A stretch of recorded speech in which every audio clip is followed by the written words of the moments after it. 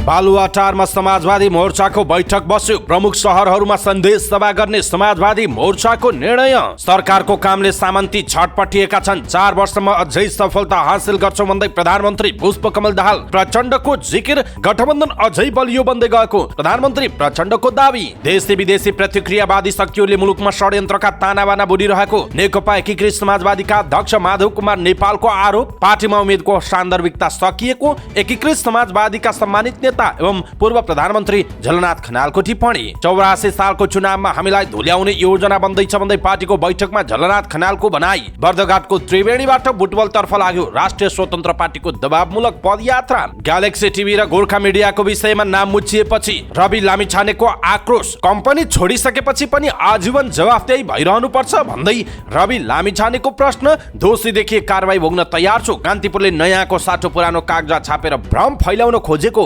रासोपा सभापति रवि लामिछानेको आरोप। समाजवादी मोर्चाको बैठकबाट निस्कँदै गर्दा नेकपाका महासचिव नेत्र विक्रम चन्दले भने सरकारको दोहोरो चरित्र सह्य हुँदैन। अध्यादेश ल्याएर भए पनि प्रदेशलाई अधिकार दिन सरकारलाई समाजवादी मोर्चाले दियो सुझाव। समाजवादी मोर्चाको बैठक बालुवाटारमा बसेपछि राष्ट्रिय प्रजातन्त्र पार्टीका प्रवक्ता मोहन श्रेष्ठको आपत्ति। विवादित मन्त्री सुदन किराँतीलाई चितवन पर्यटन महोत्सवको प्रमुख अतिथिबाटै हटाइयो। अर्थमन्त्री डाक्टर प्रकाश शरण महतले गरे उद्घाटन। राष्ट्रपति रामचन्द्र पौडेलद्वारा बागलुङ कालिका भगवतीको पूजा आराधना। शालिग्राम संग्रहालयको पनि अवलोकन। जलवायु परिवर्तनको असर न्यूनीकरणका लागि एक्सन प्लान बनाउन जरुरी रहेको विज्ञहरूको सुझाव। सरकारसँग देशमा कति कार्बन उत्सर्जन हुन्छ भन्ने तथ्याङ्क नै नरहेको वन तथा वातावरण मन्त्री डाक्टर वीरेन्द्र प्रसाद महतोको स्वीकारोक्ति। विश्व जलवायु क्षेत्रमा पर्वतीय क्षेत्रको मुद्दा उठ्नु महत्वपूर्ण भएको जलवायु विज्ञ डाक्टर धर्मराज उप्रेतीको जिकिर। द्वन्द्वमा बलात्कारमा परेकाहरूको स्वास्थ्य अवस्था नाजुक बन्दै गएको पाइयो। एनसेलको शेयर खरिद बिक्री विरुद्ध शान्ति समाजले प्रदर्शन गर्ने। 1 करोड 5 लाख रुपियाँ घुस लिएको आरोप लागेका कुस्माका प्रमुख प्रशासकीय अधिकृत उदय बहादुर पराजुली पक्राउ परे। टेरामक्स प्रणाली खरिदको अनुसन्धान गर्न अख्तियार दुरुपयोग अनुसन्धान आयोगलाई लेखा समितिले दियो निर्देशन। क्रिकेटर सन्दीप लामिछाने विरुद्धको मुद्दामा आज पनि सुनवाई हुँदै। टिओडी मिटरको तथ्याङ्क मेटिसक्यो भन्दै अदालतलाई नेपाल विद्युत प्राधिकरणको जवाफ। भारतबाट फर्किएकामा देखिन थाल्यो कोरोना।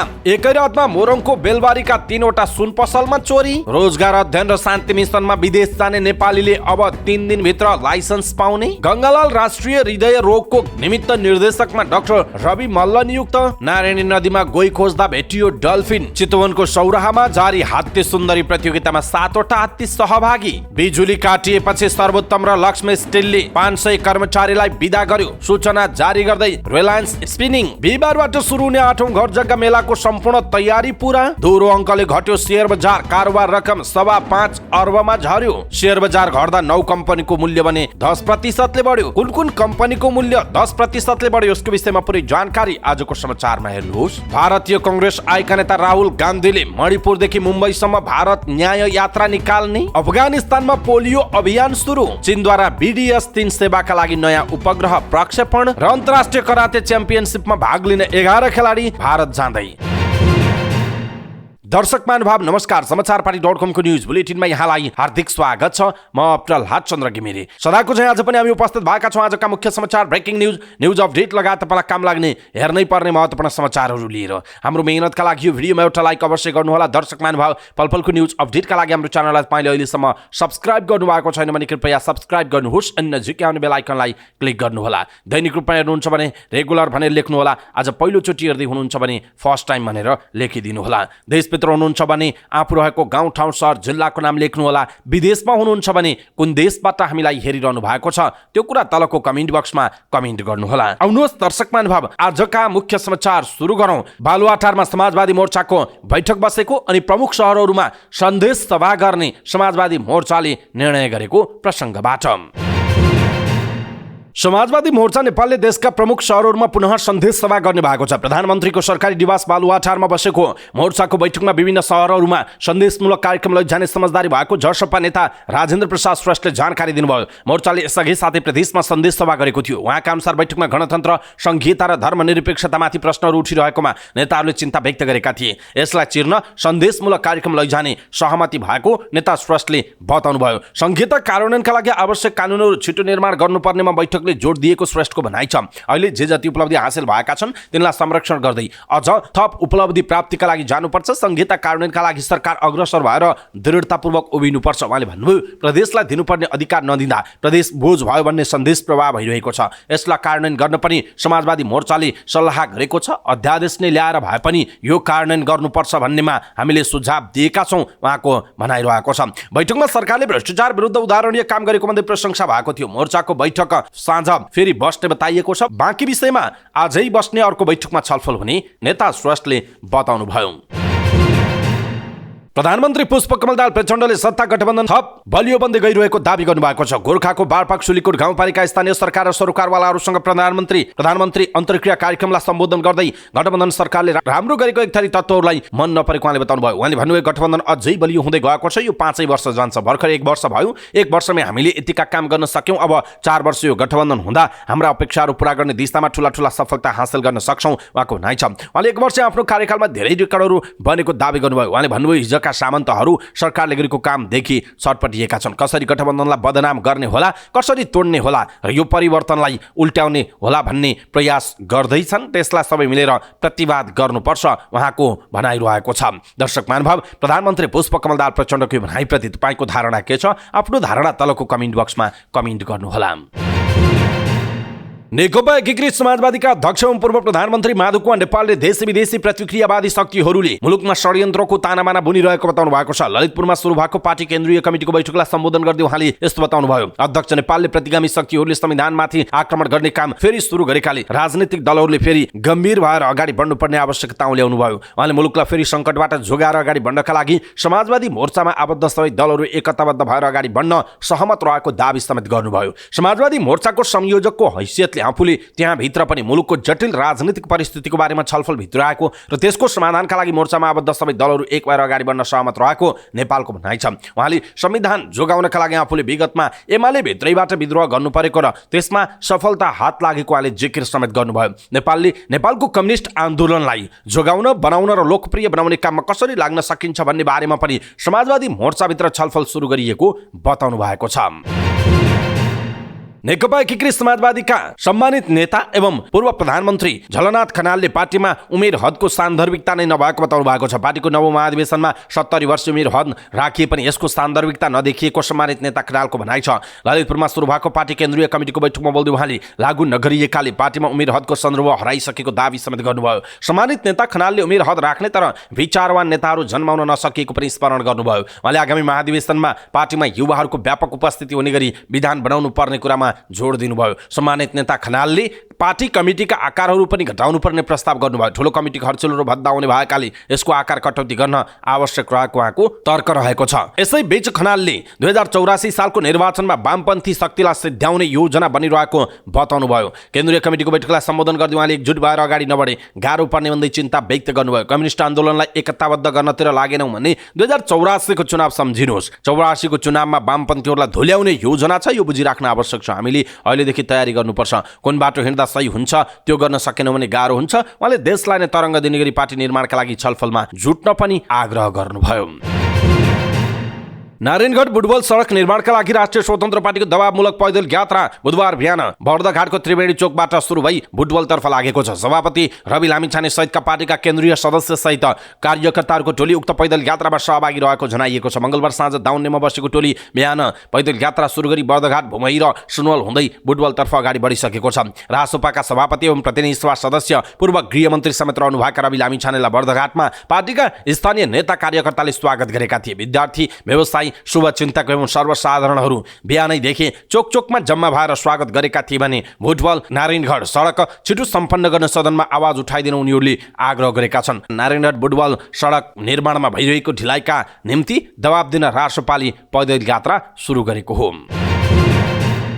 राष्ट्रिय स्वतन्त्र पार्टीका सभापति रवि लामिछानेले सहकारी हिनामिना प्रकरणमा आफ्नो नाम जोडिएको प्रति सामाजिक सञ्जालबाट जवाब दिनुभएको छ। केही सञ्चार माध्यमले आफूप्रति खराब नियतका साथ भ्रमपूर्ण समाचार प्रकाशित गरेको उहाँको गुनासो छ। कान्तिपुर दैनिकमा प्रकाशित समाचारमा ग्यालेक्सी टिभीसँग सम्बन्धित पुरानो कागजात प्रकाशित गरिएकोमा रविले रोष प्रकट गर्नुभयो। समाचारमा आफूलाई अझै पनि ग्यालेक्सी टिभी सञ्चालन गर्ने गोर्खा मिडिया नेटवर्कको सेयरवाला रहेको भ्रम छर्न खोजिएको उहाँको भनाइ छ। भ्रमलाई सत्यका रूपमा स्थापित गर्न उसले सेयर लगतको पुरानो 2078-6-23 को विवरण राखेको रहेछ। त्यसपछि गोर्खा मिडिया नेटवर्कको शेयर लगतमा निकै फेरबदल भइसकेको तथ्यको कागजात उसले पाउन सकेन वा नियतवश लुकायो म भन्न त सक्दिन। पुरानो कागजातको सहारा लिएर भ्रम छर्नु अघि नयाँ कागजात खोज्ने सामर्थ्य राखेको भए उसको नियतमा अहिले जसरी सार्वजनिक प्रश्न आउने थिएन रविले लेख्नु भएको छ। ग्यालेक्सी टिभी छोड्ने बेलामा आफूलाई निःशुल्क दिएको शेयर सबै ट्रान्सफर गरेको जानकारी गराएको रविले स्मरण गर्नुभयो। मैले सार्वजनिक जानकारी दिइसकेको मात्र होइन, कानुनी रूपमै अलग भइसकेको कम्पनीसँग सम्बन्धित पुरानो कागजात भजाएर कान्तिपुरले केही स्थापित गर्न खोजिरहेको छ, मैले बुझ्न सकेको छैन। उहाँले भन्नुभयो कुनै कम्पनीमा सञ्चालक रहेको व्यक्तिले वैधानिक रूपमा छोडिसकेपछि पनि त्यो कम्पनीको जिम्मेवारी जीवनभर लिनुपर्ने हुन्छ र उहाँले प्रश्न सोध्नुभयो। आफूले गोर्खा मिडिया नेटवर्कले सञ्चालन गरेको ग्यालेक्सी टिभीमा दोस्रो वरियतामा रहेर समाचार सामग्रीको मात्र नेतृत्व गरेको उहाँको भनाइ छ। सहकारीले आफ्ना सदस्य बाहेक कुनै संस्थालाई ऋण दिनु कानुन विपरीत रहेको र कानुन उल्लङ्घन गरी सहकारी विभागले सम्बन्धित सहकारीलाई कारबाही गर्ने कानुनी व्यवस्था रहेको रविले उल्लेख गर्नुभयो। तर आफूलाई कम्पनीका प्रमुख जेबी राईले सहकारीबाट ऋण लिएको विषयमा जानकारी नै नगराएको उहाँको आशय छ।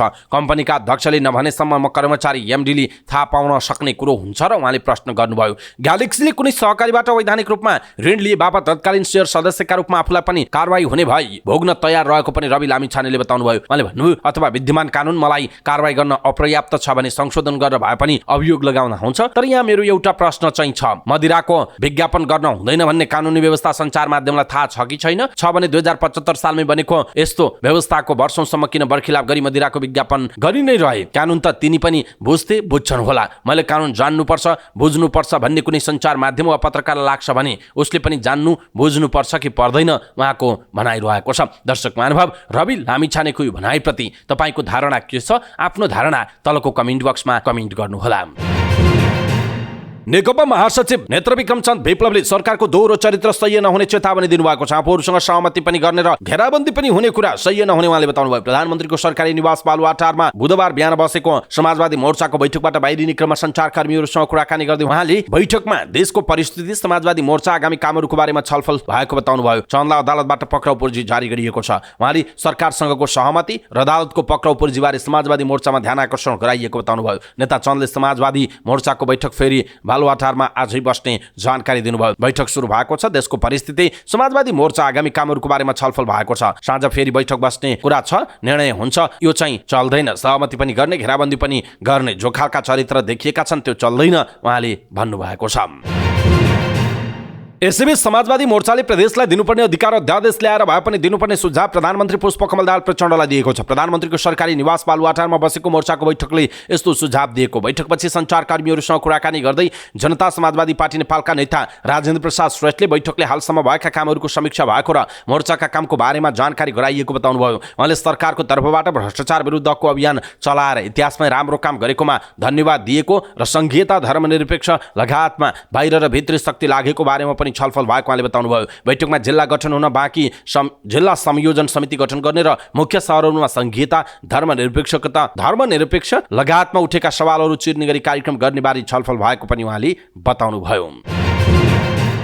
समाजवादी मोर्चा र गठबन्धनको बैठक प्रधानमन्त्रीको सरकारी निवास बालुवाटारमा बसेको प्रति राप्रपा प्रवक्ता मोहन श्रेष्ठले आपत्ति जनाउनु भएको छ। मोर्चाको बैठक बालुवाटारमा बसेपछि प्रवक्ता श्रेष्ठले आपत्ति जनाउनु भएको उहाँले फेसबुकमा लेख्नु भएको छ। समाजवादी मोर्चाको बैठक वा कुनै पनि दलीय बैठकहरू प्रधानमन्त्रीको सरकारी निवासमा गरिनु आपत्तिजनक छ। देशको प्रधानमन्त्री बस्ने, जनताको पैसाबाट चल्ने सरकारी निवासलाई कुनै दल विशेषको मोर्चाको सम्पर्क कार्यालय जस्तो बनाइनु हुँदैन। यो मूलतः नैतिकताको विषय हो उहाँले भन्नुभएको छ। देशको प्रधानमन्त्री बस्ने ठाउँलाई मोर्चाको सम्पर्क कार्यालय जस्तो बनाइन नहुने उहाँको तर्क छ। मोर्चामा माओवादी केन्द्र, नेकपा एकीकृत समाजवादी, जसपा र विप्लव नेतृत्वको नेकपा संलग्न छन्। त्यसो त गठबन्धनको पनि प्रधानमन्त्री प्रचण्डले बालुवाटारमा बैठक राख्दै आउनु भएको छ। दर्शक महानुभाव, राष्ट्रिय प्रजातन्त्र पार्टीका प्रवक्ता मोहन श्रेष्ठले समाजवादी मोर्चाको बैठक बालुवाटारमा बसेपछि आपत्ति व्यक्त गर्नु भएको छ। यसप्रति तपाईँ के भन्नुहुन्छ? आफ्नो कुरा तलको कमेन्ट बक्समा कमेन्ट गर्नुहोला। क्रिश्चियन धर्म प्रचारकका रूपमा प्रस्तुत भएर विवादमा आउनुभएका संस्कृति, पर्यटन तथा नागरिक उड्डयन मन्त्री सुदन किराँतीलाई जनस्तरबाट बहिष्कार गर्न थालिएको छ। चितवनमा सुरु भएको 17औं चितवन पर्यटन तथा हात्ती महोत्सवमा उहाँको प्रमुख आतिथ्यता खोजिएको छ। तय भइसकेको कार्यक्रममा जानबाट मन्त्री किराँती वञ्चित हुनुभयो। क्षेत्रीय होटल सङ्घले आयोजना गरेको महोत्सवमा मन्त्री किराँतीलाई बोलाउने पहिले निदो भएर उहाँसँग कुराकानी भइसकेको छ। त्यसका आधारमा आयोजकले सबैतिर प्रमुख अतिथिमा उहाँको नाम राखेर प्रचार प्रसार सबैतिर पत्राचार समेत गरेको थियो। तर हालैको विवादित अभिव्यक्ति र त्यसबाट उत्पन्न परिस्थितिका कारण उहाँलाई निम्त्याउनु ठिक नहुने ठानेर प्रमुख अतिथि परिवर्तन गरिएको क्षेत्रीय होटल संघका कार्यालय सचिव मुक्ति शर्माले बताउनु भयो। स्रोतका अनुसार मन्त्री कार्यक्रममा आउँदा कालो झण्डासहित विरोध प्रदर्शनको तयारी स्थानीयले गरेका थिए। त्यसबाट अप्रिय अवस्था सृजना हुन सक्ने देखेर होटल संघले उहाँलाई प्रमुख अतिथिबाट हटाएको। उहाँको ठाउँमा अर्थमन्त्री डाक्टर प्रकाश शरण महतलाई निम्त्याएर महोत्सवको उद्घाटन गरिएको छ। सचिव शर्माका अनुसार मन्त्री किराँतीको समय लिइसकेको भए पनि उहाँका लागि टिकट लगायतका व्यवस्थापकीय प्रबन्धहरू भइसकेका थिएनन्। प्रमुख अतिथि परिवर्तन भएपछि मन्त्री किराँतीलाई जानकारी गराइएको उहाँले बताउनु भयो। महोत्सव पुसको 14 गतेसम्म सञ्चालन हुने जनाइएको छ। राष्ट्रपति रामचन्द्र पौडेलले बागलुङ नगरपालिका 4 हुडुले स्थित शालिग्राम संग्रहालयको अवलोकन गर्नुभएको छ। 7औं बागलुङ महोत्सवको उद्घाटनका लागि पुग्नुभएका उहाँले उक्त संग्रहालयको अवलोकन गर्नुभएको। यसअघि राष्ट्रपति रामचन्द्र पौडेलले बागलुङको कालिका भगवती मन्दिरमा समेत दर्शन गर्नुभएको थियो।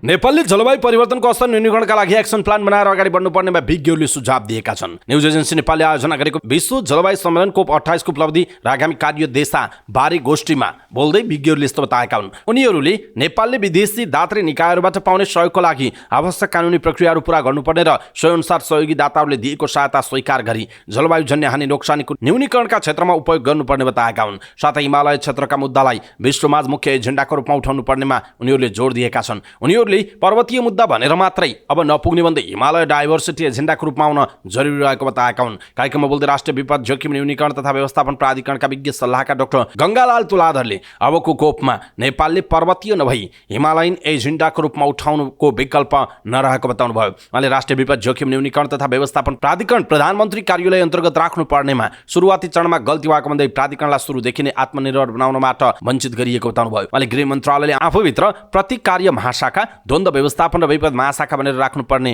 कुनै कारण नरहेको जिकिर गर्नुभयो। विपद जोखिम न्यूनीकरण र व्यवस्थापन प्राधिकरणलाई निस्तेज पारिएको उहाँको भनाइ छ। कार्यक्रममा बोल्दै DCA नेपालकी जलवायु प्रतिकार्य विज्ञ सल्लाहकार कृति श्रेष्ठले हानि तथा नोक्सानीलाई सम्बोधन गर्न सक्ने क्षमता स्थानीय सरकारमा पनि हुनुपर्ने बताउनु भयो। उहाँले प्रादेशिक क्षेत्रमा PTRRMA को व्यवस्था रहेको भन्दै सोही अनुसार हानि तथा नोक्सानीको कुराहरू MDRRMA बाट PTRRMA मा हस्तान्तरण हुनुपर्ने बताउनु भयो। राष्ट्रिय विपद जोखिम न्यूनीकरण तथा व्यवस्थापन महाशाखाले नै जलवायु जन्य क्षति तथा नोक्सानीको नेतृत्व लिनुपर्नेमा उहाँको जोड छ। कार्यक्रममा बोल्दै संघीय संसद सचिवालयका सचिव डाक्टर रोजनाथ पाण्डेले अझै पनि जलवायु परिवर्तन न्यूनीकरणका लागि आर्थिक सहायता लिन कठिन रहेको बताउनु भयो। उहाँले विदेशी निकायले दिने आर्थिक सहायता पनि प्रक्रिया पूरा गर्न नसक्दा लिन नसकिएको बताउनु भयो। उहाँले आर्थिक सहायता दिनेहरूले गरेको सम्झौता अनुसार रकम लिन नेपालले विभिन्न प्रक्रियाहरू पूरा गर्न सक्ने स्थिति नरहेको जिकिर गर्नुभयो। उहाँले सो सहायता रकमहरू के कसरी र कहाँ खर्च गर्ने भन्ने खाका कोर्न नसक्दा सहायताहरू लिन नसकिएको पनि बताउनु भएको छ। वन तथा वातावरण मन्त्री डाक्टर वीरेन्द्र प्रसाद महतोले जलवायु क्षेत्रमा आएका विदेशी सहयोगहरू नेपालले खर्च गर्न नसकेको बताउनु भयो। न्युज एजेन्सी नेपालले आयोजना गरेको विश्व जलवायु सम्मेलन COP 28 को उपलब्धि र आगामी कार्यदिशाबारे गोष्ठीमा बोल्दै उहाँले यस्तो बताउनु भयो। उहाँले विदेशी दाताले दिएको 46 करोड रुपैयाँ 3 वर्ष भइसक्दा समेत नेपालले खर्च गर्न नसकेको उल्लेख गर्नुभयो। उहाँले GCF फाउन्डेसनले 3 वर्ष अघि जलवायु न्यूनीकरणका लागि 46 करोड रुपैयाँ दिएको भए पनि अहिलेसम्म सरकारले न्यूनीकरणको क्षेत्रमा खर्च गर्न नसकेको र अहिले तलब गाडी र भत्तामा खर्च गरी 35 करोडमा झारिसकेको बताउनु भयो। उहाँले जलवायु परिवर्तनबाट असर न्यूनीकरणका लागि विदेशीको मात्रै मुख ताक्ने नभई आफूले पनि पहल कदमी थाल्नुपर्ने आवश्यकता ल्याउनु भयो। उहाँले कतिपय स्थानमा भएका कानुनी जटिलता खुलाउनु पर्ने आवश्यकता रहेको बताउनु भयो। मन्त्री महतोले क्लाइमेट चेन्ज सम्बन्धी काम गर्ने कर्मचारीहरू मन्त्री फेरिएसँग फेरिने भन्दा पनि उनीहरूलाई सोही क्षेत्रमा राखेर विज्ञ बनाई आगामी कोपका लागि तयारी गर्नुपर्ने बताउनु भएको छ। मन्त्री महतोले सरकारसँग नेपालले कति कार्बन उत्सर्जन गर्छ भन्ने एकिन तथ्याङ्क समेत नरहेको उल्लेख गर्नुभयो। उहाँले तथ्याङ्क सङ्कलनका लागि गर्नुपर्ने खर्च सरकारले गर्न नसकेका कारण तथ्याङ्क विहीन भएर मन्त्रालय बस्नु परेको बताउनु भयो। मन्त्री महतोले आफूसँग भएको स्रोतलाई रोजगारी स्मृतिसँग जोडेर जानुपर्ने बताउनु भयो। उहाँले विदेशीको सहयोगको मुख ताकेर बस्ने हो भने नेपालको समृद्धि हुन नसक्ने उल्लेख गर्नुभएको छ। जलवायु परिवर्तन सम्बन्धी सबैले सधैँ एउटै आवाज उठाएर अगाडि बढ्न जरुरी रहेको उहाँले उल्लेख गर्नुभयो। जलवायु विज्ञ डाक्टर धर्मराज उप्रेतीले विश्व जलवायु क्षेत्रमा पर्वतीय क्षेत्रको मुद्दा उठ्नु सकारात्मक भएको बताउनु भएको छ। विश्व जलवायु सम्मेलन COP 28 को उपलब्धि र आगामी कार्यदिशाबारे एक गोष्ठीमा बोल्दै उहाँले यस्तो बताउनु भएको। COP 28 मा पहिलो हप्तामा अधिकांश सहमति जुट्न नसकेको भए पनि मन्त्रीस्तरीय बैठकबाट भने अधिकांश मुद्दाहरू सहमति नजिक पुगेको बताउनु भयो। त्यस्तै पर्वतीय मुद्दा हिमाल र हिउँ पग्लने मुद्दाले विशेष स्थान पाउनु र यसबारेमा GST को रिपोर्टमै टेक्स्ट भएर आउनुले पर्वतीय मुद्दाहरूको विषय पेचिलो बनेको उहाँले बताउनु भयो। उहाँले पर्वतीय मुद्दाले विशेष स्थान पाउनुमा संयुक्त राष्ट्रसङ्घका महासचिव एन्टोनियो गुटेरेसको नेपाल भ्रमण र नेपालको तर्फबाट उठाइएको विषय प्रमुख कारणको रूपमा रहेको पनि उहाँले बताउनुभयो। विज्ञ उप्रेतीले कोप 28 मा 2010 मा भएको सम्झौता अनुसार विकासोन्मुख देशलाई 100 बिलियन अमेरिकी डलर बराबरको रकम दिन नसकेकोमा दुःख व्यक्त गरेको कुरा महत्त्वपूर्ण रहेको उल्लेख गर्नुभयो। उहाँले 156 देशका राष्ट्र प्रमुख, सरकार प्रमुखहरू, 760 मन्त्रीहरू, 500 मेयर, 50,000 विद्यार्थी र 200 देशका नेगोसिएटरको प्रतिनिधित्व गर्दै 1 लाख जना सहभागी भएको ब्लू जोन र 5 लाख जना सहभागी भएको ग्रीन जोन कोप 28 को महत्त्वपूर्ण विषय भएको बताउनुभयो। उहाँले विश्व जलवायुको आक्रान्तलाई सबैले स्वीकार गर्नु नै महत्त्वपूर्ण भएको बताउनु भएको छ। नेपालको 10 वर्षे द्वन्द्वका क्रममा बलात्कारमा परेका महिलाको स्वास्थ्य अवस्था नाजुक रहेको पाइएको छ। द्वन्द्वमा बलात्कार पीडित महिलाको राष्ट्रिय संगठनले बलात्कार पीडितहरूको स्वास्थ्य परीक्षण शिविर मार्फत गरेको अध्ययनमा उनीहरू कुनै न कुनै शारीरिक तथा मानसिक रोगको शिकार भएको पाइएको छ। संगठनकी संयोजक देवी खड्काले देशका 7वटै प्रदेशका 3 ठाउँमा आयोजना गरिएका स्वास्थ्य शिविरमा सहभागीको तथ्याङ्क हेर्दा पीडितमध्ये 11% पार्टी गर्ने फाल्नु परेको जानकारी दिनुभयो। हामीले 1 महिनाबाट देशको विभिन्न भागमा गरेर 3वटा स्वास्थ्य शिविर सञ्चालन गरेका थियौँ। त्यसमा एउटा गाइनोकोलोजिस्ट डाक्टर, अर्को मानसिक रोग र यो 2वटा पार्टमा हाम्रो सम्पर्कमा रहनुभएका पीडितहरूको पनि प्रतिनिधिमूलक जहाँ 127 जनालाई हामीले स्वास्थ्य शिविरमा सहभागी गराएर सेवा दियौँ। उहाँले भन्नुभयो जसमध्ये पाठ्यघर फाल्नेको सङ्ख्या 11% छ। पाठ्यघर तत्काल फाल्नुपर्ने 6.33%, पाठ्यघरको थप उपचार गर्नुपर्ने 70.8% रहेको जनाइएको छ। त्यस्तै बलात्कारमा परेकैले महिलावारी अनियमित उद्देश्य समस्या भोग्नेहरूको सङ्ख्या 85% छ। उहाँले भन्नुभयो मानसिक रोगको नियमित औषधि प्रयोग गर्ने 50% छन् भने मानसिक समस्या भएकाहरूको सङ्ख्या 85% देखियो। अध्ययनका क्रममा एकपटक बलात्कारमा पर्नेहरूको सङ्ख्याको तुलनामा बारम्बार यस्ता घटनाको सामना गर्नेहरूको सङ्ख्या बढिरहेको पाइएको छ। एकपटक बलात्कारमा पर्नेहरूको सङ्ख्या 59.84%, सामूहिक तर एकपटक मात्र यस्तो घटनाको सामना गर्नेहरूको सङ्ख्या 65.35%, सामूहिक र बहिनौँ बलात्कार जस्ता घटनामा पर्नेहरू 40.16% रहेको जनाइएको छ। संयोजक खड्काले अध्ययनका क्रममा बलात्कारमा परेकै कारण गर्भपातको समस्या भोग्नेहरूको सङ्ख्या 34.65% रहेको जानकारी दिनुभयो। एकैजना पीडितको 1 देखि 3वटा सम्म बच्चाहरू खेर गएको पाइएको उहाँको भनाइ छ। त्यस्तै संयोजक खड्काले द्वन्द्वकालीन समस्या समाधानका लागि ऐन निर्माण कार्यलाई तत्काल टुङ्गोमा नपुर्याए पीडितहरूले झनै समस्या भोग्नुपर्ने अवस्था आउने चेतावनी पनि दिनुभएको छ। पीडितको ज्यान जोगाउन सदनले आवश्यक भूमिका खेल्न आवश्यक रहेको उहाँले बताउनु भएको छ। एनसेलको शेयर खरिद बिक्री विरुद्ध मानवाधिकार तथा शान्ति समाजले काठमाडौँमा प्रदर्शन गर्ने भएको छ। प्रदर्शन धरना कार्यक्रम शुक्रबार दिउँसो 1 बजे काठमाडौँको माइतीघर मण्डलामा सुरु हुने बताइएको छ। त्यस्तै राज्य विरुद्ध अपराधको रूपमा रहेको एनसेल महाघोटाला प्रकरणबारे विश्वसनीय न्यायिक छानबिन आयोग गठन गर्न, राज्यको स्वामित्वमा आउनुपर्ने सम्पत्ति राज्यलाई हस्तान्तरण गराउन, राज्यलाई ठूलो हानि नोक्सानीबाट जोगाउन र एनसेल महाघोटाला प्रकरणमा संलग्नहरूलाई कारबाही गर्न आग्रहसहित प्रदर्शन गर्ने जनाइएको छ। एनसेल खरिद बिक्री प्रकरणमा शीर्ष नेताहरू संलग्न रहेको र बारम्बार यो समाचार प्रकाशनमा आएकाले विश्वसनीय न्यायिक छानबिन आयोगको तत्काल गठन गर्न समेत माग गरिएको छ। प्रदर्शनमा शान्ति समाजका संस्थापक सभापति कृष्ण पहाडी सहित नागरिक अगुवाहरूको सहभागिता रहनेछ। त्यस्तै कार्यक्रममा सहभागी हुन सम्पूर्ण मिडियाका सञ्चारकर्मीलाई आमन्त्रण गरिएको छ। त्यस्तै कार्यक्रममा सहभागी हुन सम्पूर्ण आम सर्वसाधारणलाई पनि अनुरोध गरिएको छ। पर्वतको कुस्मा नगरपालिकाका प्रमुख प्रशासकीय अधिकृत उदय बहादुर पराजुली पक्राउ परेका छन्। जिल्ला प्रहरी कार्यालय पर्वतले उनी बुधबार कार्यकक्षबाट पक्राउ गरेको हो। पर्वत प्रहरीका डीएसपी खुमलाल भुषालले बुधबार पक्राउ गरिएको र कास्की पठाउने तयारी भइरहेको बताउनुभयो। कास्की प्रहरी पक्राउ गर्न पर्वत प्रहरीलाई आग्रह गरेको थियो। सहकारीको कार्यक्षेत्र थप गर्ने विषयमा घुस लिएको देखिएपछि उनी विरुद्ध केही दिन अघि जिल्ला अदालत कास्कीबाट पक्राउ पुर्जी जारी गरिएको थियो। पराजुली कुस्मा जानु अघि सहकारी रजिस्ट्रारको कार्यालय गण्डकीमा रजिस्ट्रारको रूपमा कार्यरत रहेका थिए। सोही समयमा उनले मित्र मिलन बचत तथा ऋण सहकारी संस्था पोखराको कार्यक्षेत्र थप गर्ने विषयमा 1 करोड 5 लाख रुपियाँ घुस लिएको खुलेको प्रहरीको भनाइ छ। मित्र मिलन बचत तथा ऋण सहकारीका सञ्चालकहरूको बयानका क्रममा पूर्व रजिस्ट्रार पराजुलीले कार्यक्षेत्र विस्तारका नाममा घुस लिएको बयान दिएका थिए। प्रतिनिधि सभाको सार्वजनिक लेखा समितिले टेरामक्स प्रणाली खरिद प्रक्रिया बारे अनुसन्धान गर्न अख्तियार दुरुपयोग अनुसन्धान आयोगलाई निर्देशन दिएको छ। साथै यसमा भएको प्रगतिबारे हरेक 30 दिनमा समितिलाई जानकारी गराउन समेत भनेको छ। लेखा समितिले टेरामक्स प्रणाली खरिदबारे बुधबार नेपाल दूरसञ्चार प्राधिकरण, नेपाल टेलिकम लगायतका निकायका अधिकारीहरूसँग छलफल गरेको थियो। समितिले खरिद प्रक्रियामा 15 प्रश्न उठाउँदै सम्पूर्ण प्रक्रिया यथास्थितिमा राख्न निर्देशन दिएको छ। साथै प्रणाली खरिदमा हालसम्म भएका कामको सूक्ष्म विश्लेषण गरी अनुसन्धान गर्न अख्तियारलाई निर्देशन दिएको छ। हरेक 30 दिनमा प्रगति विवरण बुझाउन र अधिकारको दुरुपयोग भएको देखिएमा सम्बन्धितलाई कानुन बमोजिम अभियोजन प्रक्रियामा लैजान अख्तियारलाई निर्देशन दिएको सभापति ऋषिकेश पोखरेलले जानकारी दिनुभयो। बलात्कार प्रकरणमा मुछिएका क्रिकेटर सन्दीप लामिछाने विरुद्धको मुद्दामा आज पनि काठमाडौँ जिल्ला अदालतमा सुनवाई जारी रहने भएको छ। यो मुद्दामा भएको आइतबारदेखि अन्तिम सुनवाई सुरु भए पनि बहस सकिएको छैन। 2 दिन लगातार सार्वजनिक विदा भएकाले मुद्दा हेर्दैमा रहेको थियो। न्यायाधीश ऋषिराज ढकालको इजलासमा निरन्तर सुनवाई भइरहेको जनाइएको छ। डेडिकेटेड फिडर र ट्रङ्क लाइन विवादमा आधिकारिक निकायलाई टाइम अफ डेट TOD मिटरको तथ्याङ्क उपलब्ध गराउने भनेर सार्वजनिक अभिव्यक्ति दिएको नेपाल विद्युत प्राधिकरणले अदालतलाई पनि त्यस्तो तथ्याङ्क मेटिसकेको पत्र पठाएको छ। डेडिकेटेड फिडर र ट्रङ्क लाइन सम्बन्धी विवादमा अहिले देशका विभिन्न जिल्ला अदालतहरूमा मुद्दा चलिरहेको छ। अदालतले प्राधिकरणसँग TOD मिटरको डेटा माग गरेकोमा प्राधिकरणको केन्द्रीय कार्यालय तथा प्रादेशिक कार्यालयहरूले त्यस्तो डेटा मेटिसकेको जवाफ पठाएका छन्। सम्बन्धित जिल्ला अदालतहरूबाट प्राप्त गरेको पत्रको अनुसार प्राधिकरणले TOD मिटरको डेटा लामो समय सुरक्षित नहुने भएकाले त्यो डेटा उपलब्ध गराउन नसकिने उल्लेख गरेको छ। मकवानपुर जिल्ला अदालतले शिवम सिमेन्ट्सको मुद्दामा 2080 साउन 30 मा नेपाल विद्युत प्राधिकरणसँग TOD मिटरको तथ्याङ्क माग गर्ने आदेश दिएको जनाइएको छ। नेपाल विद्युत प्राधिकरणको योजना तथा प्राविधिक सेवा विभागले 2080 भदौ 18 मा मकवानपुर जिल्ला अदालतलाई पत्र लेख्दै ग्राहक शिवम सिमेन्ट लिमिटेडको TOD मिटरको डेटा डाउनलोड रिपोर्ट र सम्बन्धित वितरण केन्द्रमा लामो समयसम्म रेकर्ड कायम नहुने हुँदा उल्लेखित अवधिको रेकर्ड फेला पार्न नसकेको बेहोरा अनुरोध छ भन्ने जानकारी गराएको थियो। त्यस्तै सुनसरी जिल्ला अदालतले 2080 भदौ 13 मा विद्युत प्राधिकरणलाई रिलायन्स स्पिनिङ मिल्सको TOD डेटा उपलब्ध गराइदिन पत्राचार गरेको थियो। प्राधिकरणको इटहरी वितरण केन्द्रले TOD मिटरको नयाँ डेटाले पुरानो डेटालाई प्रतिस्थापन गर्ने भएकाले उक्त अवधिको डाउनलोड डेटा उपलब्ध गराउन नसकिने बेहोरा अनुरोध छ भन्ने जवाफ फर्काएको थियो। तर नेपाल विद्युत प्राधिकरणका उपकार्यकारी निर्देशक मनोज सिलवालले सार्वजनिक रूपमा नै TOD मिटरको डेटा विद्युत प्राधिकरणसँग सुरक्षित छ, सम्बन्धित निकायलाई उपलब्ध गराउँछौँ भनेर अभिव्यक्ति दिनुभएको छ। यस विषयमा उहाँसँग बुझ्न खोज्दा उहाँ सम्पर्कमा आउन नचाहेको बुझिएको छ।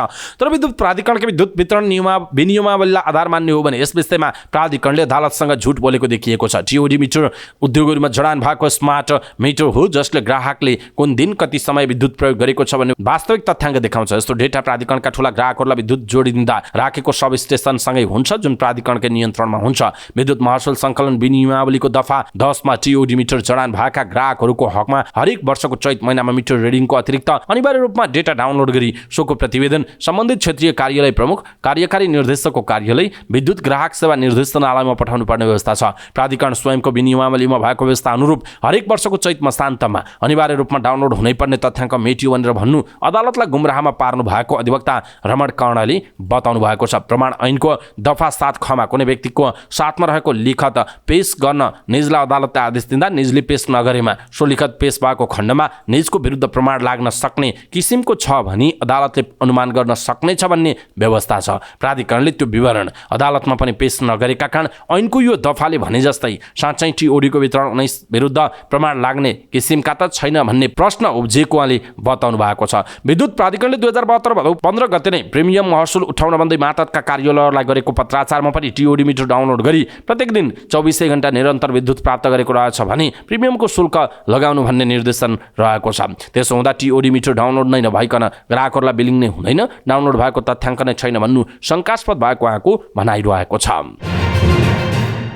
सुदूरपश्चिम प्रदेशमा भारतबाट फर्कनेमा फेरि कोरोना संक्रमण देखिन थालेको छ। पढाइ र रोजगारीको खोजीमा भारतका विभिन्न ठाउँ पुगेर स्वदेश फर्कनेहरूमा फेरि कोरोना भाइरस देखिन थालेको हो। पछिल्लो 1.5 साता यता नियमित रूपमा 1 देखि 3 जनासम्म दैनिक रूपमा कोरोना भाइरस पुष्टि हुन थालेको स्वास्थ्य कार्यालय बैतडीका प्रमुख योगेश प्रसाद भट्टले जानकारी दिनुभयो। भारतका विभिन्न ठाउँहरूबाट सुदूरपश्चिम प्रवेश गर्नेहरूमध्ये केहीमा कोभिड संक्रमण देखा पर्न थालेको उहाँले बताउनुभयो। कोभिड-19 संक्रमण सुरु भए यता सुदूरपश्चिममा 6,71,510 जनाको परीक्षण गरिएकोमा 62,484 व्यक्तिमा संक्रमण देखा परेको थियो। अहिलेसम्म सुदूरपश्चिममा कोभिडबाट 637 जनाको मृत्यु भइसकेको छ। बुधबार पनि गौरीफन्टा नाकामा भारतबाट सुदूरपश्चिम आएका 1 जनामा कोरोना देखिएको छ। यस्तै आइतबार मात्र गौरीफन्टा नाकाबाट भित्रिएका 3 जनामा कोरोना संक्रमण पुष्टि भएको छ भने आइतबार भारतको बेङ्गलोर र हैदराबादबाट फर्किएका 3 जनामा कोरोना देखिएको थियो। अघिल्लो हप्ताको बुधबार र बिहिबार पनि 4 जनामा कोरोना संक्रमण देखिएको थियो। भारतमा कोरोनाको नयाँ भेरिएन्ट देखा परेपछि भारतसँग सीमा जोडिएको बैतडीको झुलाघाट नाकामा उच्च सतर्कता अपनाइएको छ। सीमा नाकामा रहेको हेल्थ डेस्कबाट नियमित रूपमा कोरोना परीक्षण भइरहेको स्वास्थ्य कार्यालय बैतडीका प्रमुख योगेश प्रसाद भट्टले बताउनुभयो। सीमा नाकामा हेल्थ डेस्क स्थापना गरेर भारतबाट भित्रने सबैमा एन्टिजेन विधि मार्फत कोरोना परीक्षण भइरहेको भट्टले जानकारी दिनुभयो। भारतमा अझै पनि संक्रमित भेटिरहेको र त्यसबाट नेपालमा पनि जोखिम बढ्न सक्ने भएकाले सीमामै परीक्षण जारी राखिएको उहाँको भनाइरहेको छ।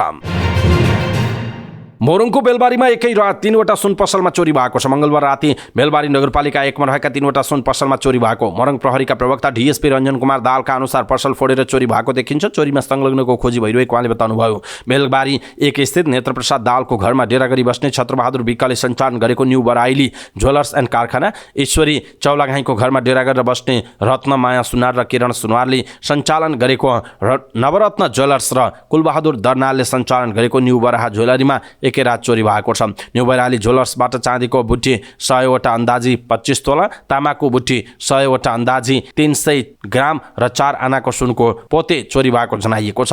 नवरत्न ज्वेलर्सबाट करिब 1 किलो बराबरको सुनको र चाँदीका सामग्री तथा गहना चोरी भएको छ। ज्वेलर्सबाट 4 आनाको सुनको जन्तर, 1 तोला 5 आना काँचो सुन तथा चाँदीका सिक्री, ब्रासलेट, पाउजु, औँठी, भुटिका सामग्री, करुवा, दियो, चम्चा, चुरा, कल्ली समेत चोरी भएको जनाइएको छ। कुलबहादुर दर्नालले सञ्चालन गरेको न्यू बराहा ज्वेलरीबाट 11 किलो बराबरको चाँदीबाट बनेका सामग्री र गहना चोरी भएको जनाइएको छ। चाँदीबाट बनेको खड्कुलो, करुवा, घाग्री, थाली, बटुका, चुरा, पाउजु, कल्ली, कमर बेल्ट, औँठी, बिच्छी, लकेट, ब्रासलेट र घातका चोरी भएको प्रहरीले जनाएको छ। डीएसपी दाहालका अनुसार घटनाको प्रकृति हेर्दा एउटै समूहले चोरी गरे जस्तो देखिएको छ। घटनास्थल वरपर रहेका सीसीटीभी क्यामेराको अध्ययन गरेर चोरीमा संलग्नको खोजी भइरहेको उहाँले बताउनुभयो।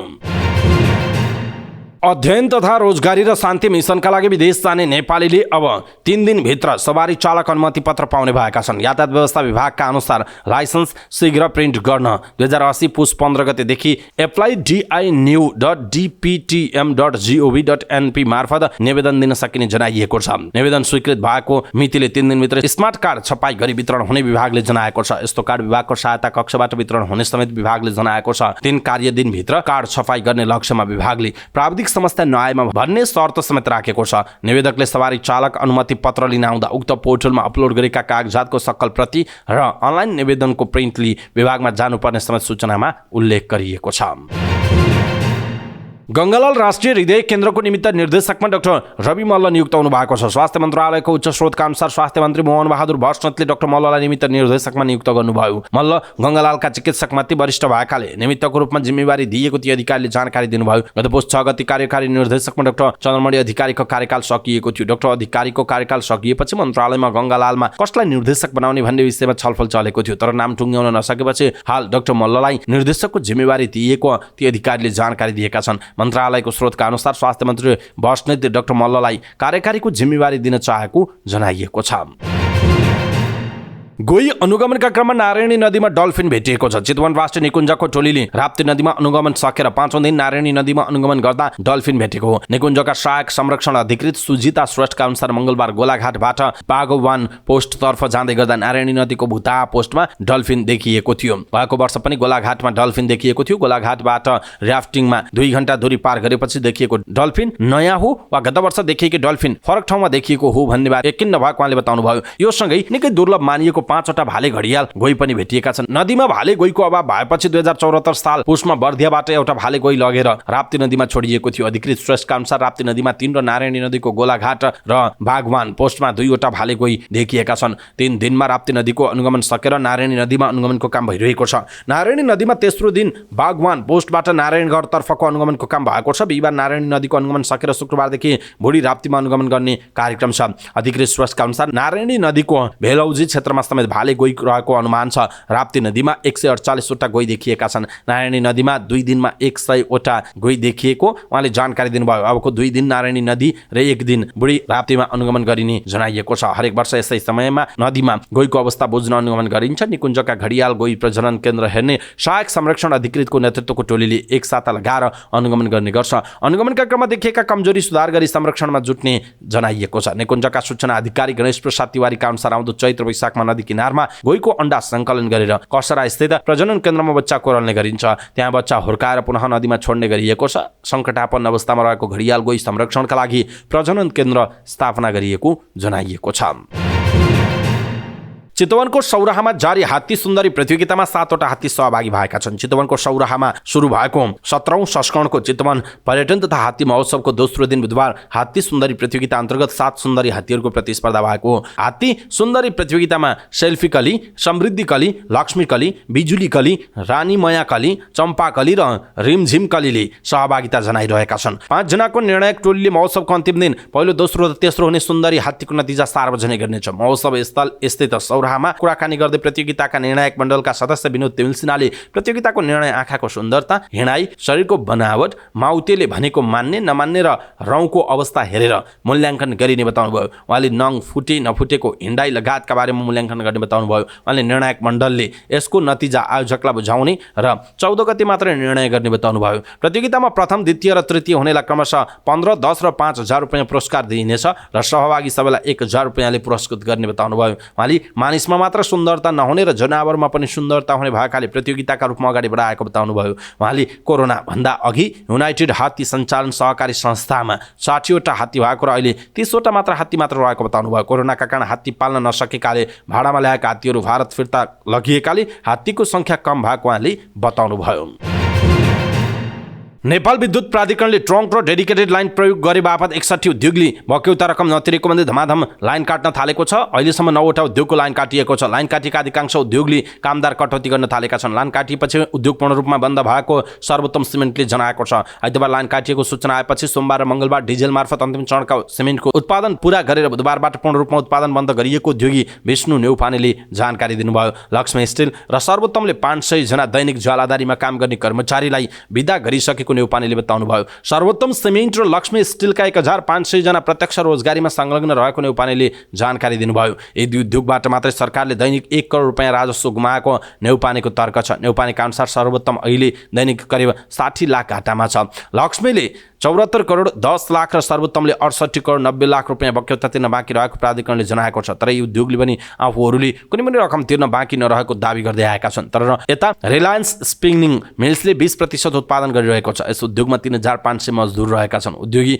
शशिकान्त अग्रवालका अनुसार यही रेसियोमा उद्योग बन्द गर्ने हो भने मासिक 10 करोड रुपियाँ घाटामा जानेछ। रिलायन्सले केही दिनमै कर्मचारी कटौतीको सूचना जारी गर्ने बताएको छ। रिलायन्सले कर्ब 94 करोड रुपियाँ बक्यौता तिर्न बाँकी रहेको प्राधिकरणको भनाइ छ। बिजुलीको लाइन काटिएपछि आफूहरूको रोजगार सङ्कटमा परेको भन्दै मजदुरहरूले 12 मा आन्दोलन गरेका छन्। श्रमिकहरूको अधिकार सुनिश्चित गर, रोजगारीको ग्यारेन्टी गर लगायतका प्ले कार्ड बोकेर मजदुरहरू पनि आन्दोलनमा उत्रिसकेका छन्। उनीहरूले विरोध प्रदर्शन गर्दै इलाका प्रशासन कार्यालय सिमारामा ध्यानाकर्षण पत्र समेत बुझाएका छन्, जसमा 6,000 भन्दा बढी मजदुरको रोजगारीमा प्रत्यक्ष असर परेको उल्लेख गरिएको छ।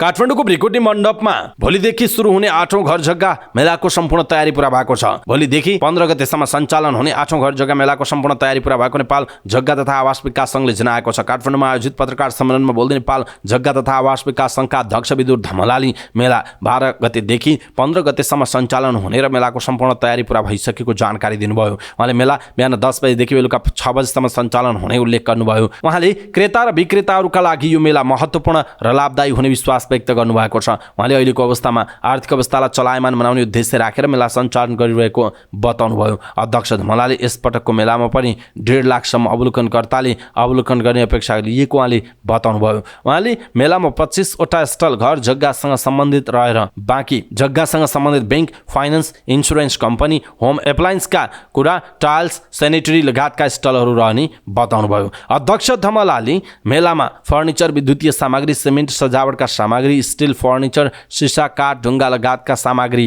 प्रदर्शनमा राखिने उहाँले बताउनु भएको छ। अध्यक्ष धमलाले मेलामा फर्निचर, विद्युतीय सामग्री, सिमेन्ट, सजावटका सामान, स्टिल, फर्निचर, सिसा, काठ, ढुङ्गा लगायतका सामग्री, निर्माण सामग्री प्रदर्शनमा राखिने पनि बताउनुभयो। उहाँले यस वर्ष 2 अर्ब 50 करोड रुपियाँ बढीको कारोबार गर्ने अपेक्षा राखेको उल्लेख गर्नुभएको छ। बुधबार शेयर बजारको परिसूचक नेप्से अघिल्लो दिनको तुलनामा 17 अङ्कले घटेको छ। सो अङ्कको गिरावटपछि नेप्से 2070 अङ्कमा कायम भएको छ। दिनभर कुल 5 अर्ब 24 करोड रुपियाँको कारोबार भएको छ। आइतबार 7 अर्ब 11 करोडको धितोपत्र कारोबार भयो। व्यापार समूह सबभन्दा धेरै 2.3% घट्यो। निर्जीवन बिमा र म्युचुअल फन्ड बाहेकका सबै समूह घटेका छन्। ब्याङ्किङ 10, विकास ब्याङ्क 12, फाइनेन्स 13, होटल तथा पर्यटन 88, जलविद्युत 0.6, लगानी 1, जीवन बिमा 126, उत्पादन 110, माइक्रो फाइनेन्स 45, अन्य 20 र व्यापार समूह 69 अङ्क घटेका छन्। निर्जीवन बीमा भने 131 अङ्क अर्थात् 1.1% बढेको जनाइएको छ। समग्र सेयर गर्दा पनि 9 कम्पनीको मूल्य 10% बढ्यो। नेपाल इन्सुरेन्स, इन्फिनिटी लघुवित्त, Manokamana engineering, hydro power, Chirkhwa hydro power, Nepal warehousing company, vision Lumbini Urja, Maikhola hydro power, Muktinath कृषि कम्पनी र त्रिशुली जलविद्युत कम्पनीको मूल्य 10% बढेको हो। त्यस्तै गरी 4 कम्पनीको मूल्य 10% नै घटेको छ। बीपीडब्ल्यू लघुवित्त, हिमालयन हाइड्रो पावर र सूर्य ज्योति लाइफ इन्सुरेन्सको मूल्य 10% हाराहारीमा घटेको थियो। नेपाल रिपब्लिक मिडियाको 7.4 र हिमालयन पावर पार्टनरको मूल्य 5.9% घट्यो। कारोबार रकमका आधारमा Sonapur cement, Shivam cement, Surya Jyoti life insurance, Hathway investment company र नेपाल रिपब्लिक मिडिया क्रमशः अगाडि रहेको जनाइएको छ।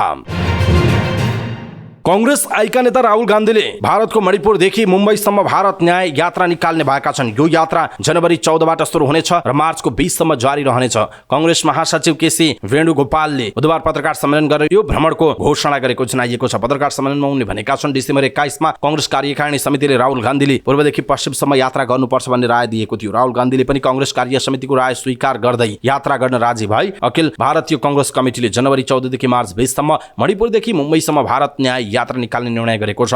65 दिनको यात्रामा राहुल गान्धीले 6200 किलोमिटरको दूरी तय गर्नेछन्। यो यात्रा 14 राज्यका 85 जिल्ला हुँदै जानेछ। यस यात्रामा राहुल गान्धीले मणिपुर, मेघालय, नागाल्यान्ड, असम, पश्चिम बंगाल, बिहार, झारखण्ड, ओडिसा, छत्तीसगढ, उत्तर प्रदेश, मध्य प्रदेश, राजस्थान, गुजरात र महाराष्ट्रको भ्रमण गर्ने बताइएको छ। कांग्रेस महासचिवका अनुसार राहुल गान्धीले यस अवधिमा युवा, महिला र सीमान्तकृत मानिसहरूसँग कुरा गर्ने बताइएको छ।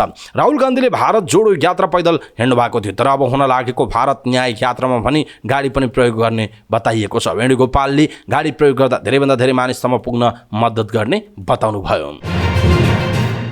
अफगानिस्तानमा 4 दिने पोलियो विरुद्धको अभियान सुरु भएको जनस्वास्थ्य मन्त्रालयले जनाएको छ। यो अभियानसँगै 5 वर्ष मुनिका झण्डै 88 लाख बालबालिकालाई अपाङ्गता बनाउने रोग विरुद्धको खोप लगाइनेछ। पूर्वाञ्चलमा भने खोप अभियान 7 दिनसम्म चल्ने र 42 जिल्लामा 10 वर्ष मुनिका बालबालिकालाई पोलियो विरुद्धको खोप दिइने जनाइएको छ। चीनले मंगलबार दक्षिण पश्चिम चीनको सिचुवान प्रान्तको सिच्याङ सैटेलाइट प्रक्षेपण केन्द्रबाट बेइडाओ 3 नेभिगेसन सैटेलाइट प्रणाली BDS-3 का लागि 2 नयाँ उपग्रहहरू अन्तरिक्षमा पठाएको छ। बेइडाओ प्रणालीको 57 र 58 उपग्रह गरी 2 उपग्रहहरू लङ मार्स 3B वाहक रकेट र वाहक रकेटसँग जोडिएको युनझेङ 1 माथिल्लो चरणबाट बिहान 11:26 बेइजिङ समयमा प्रक्षेपण गरिएको जनाइएको छ। प्रक्षेपण लङ मार्च श्रृङ्खला वाहक रकेटहरूको लागि 504औं मिसन रहेको जनाइएको छ।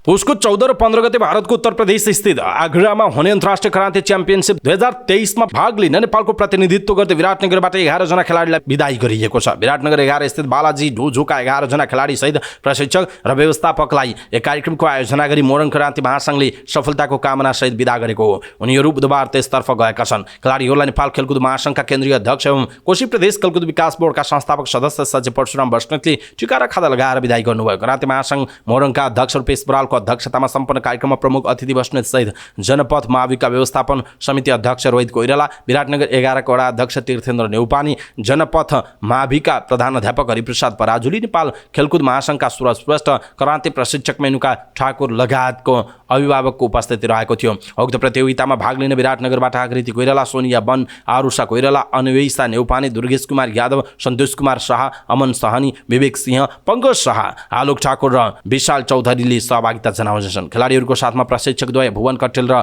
मेनुका ठाकुर तथा व्यवस्थापक अजय ठाकुर रहनु भएको छ। च्याम्पियनशिपमा खेलाडीहरूले विभिन्न स्पर्धामा भाग लिने प्रशिक्षक ठाकुरले जानकारी दिनुभयो।